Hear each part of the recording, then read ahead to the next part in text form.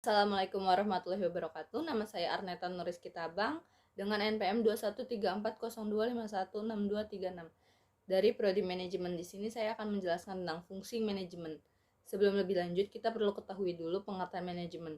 Banyak para ahli yang memberi pendapat tentang pengertian manajemen. Saya ambil salah satunya dari Thomas H. Nelson. Menurut Thomas H. Nelson, manajemen adalah sebagai ilmu dan seni yang dipadukan oleh ide-ide, fasilitas, proses, bahan, dan juga orang-orang untuk bisa menghasilkan barang ataupun jasa yang bermanfaat.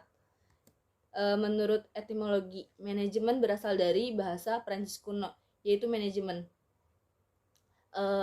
di mana artinya seni melaksanakan dan mengatur. Inilah yang mendasari bahwa manajemen ialah sebuah seni. Seni yang berarti dekat dengan keindahan, suatu keindahan manajemen yang teratur, rapi, dan terstruktur. Fungsi manajemen. Fungsi manajemen ini ada 5. Yang pertama, fungsi perencanaan. Fungsi perencanaan adalah proses pengambilan keputusan yang menjadi dasar bagi kegiatan-kegiatan ekonomi serta efektif pada waktu atau masa mendatang, sehingga strategi dalam mengatur agar organisasi mencapai tujuan perlu ditetapkan di masa awal. Namun penting untuk memiliki tujuan atau target terlebih dahulu. Target yang jelas akan memudahkan perencanaan untuk mengatur sumber daya yang ada sehingga bisa mencapainya dengan maksimal. Jika target tidak jelas, maka manajemen tidak bisa berjalan dengan lancar.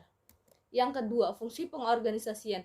Fungsi pengorganisasian adalah proses dalam menciptakan hubungan-hubungan antara fungsi personalisasi kepada faktor fisik agar aktivis atau suatu kegiatan dapat dilaksanakan, disatukan, dan juga diarahkan untuk mencapai tujuan bersama.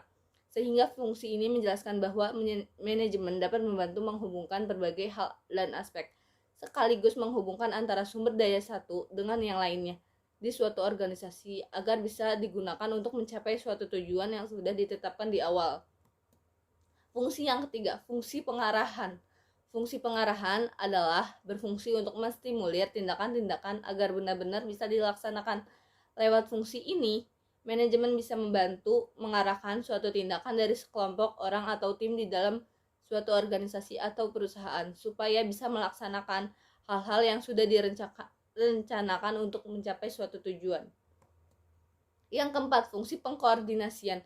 Fungsi berikutnya adalah pengkoordinasian. Sesuai dengan namanya, manajemen juga berfungsi sebagai media untuk mengkoordinasi semua aktivitas karyawan di suatu organisasi atau perusahaan sehingga aktivitas yang dilakukan masing-masing karyawan bisa saling mendukung, selaras, dan berada di jalur yang sama untuk mencapai tujuan yang sama juga.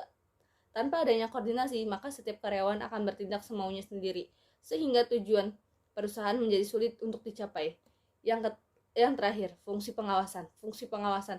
Manajemen juga perlu fungsi pengawasan karena fungsi pengawasan adalah untuk mengawasi jalannya kegiatan di suatu organisasi yang dilakukan oleh tim karyawan di dalamnya. Pengawasan ini penting untuk mengetahui kinerja masing-masing karyawan sudah baik atau belum. Selain itu, untuk memastikan setiap karyawan masih dalam kondisi di suatu jalur yang sama, di mana terdapat kesamaan visi dan misi. Semua tindakan atau aktivis yang dilakukan mengarah pada pencapaian tujuan bersama. Semua saling bahu-membahu dan mempercepat pencapaian tujuan tersebut.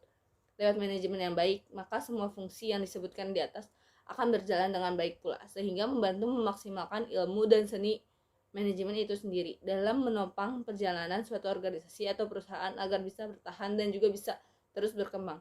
Itu saja mungkin yang bisa saya jelaskan, kurang lebihnya mohon maaf. Wabillahi taufiq wal hidayah. Wassalamualaikum warahmatullahi wabarakatuh.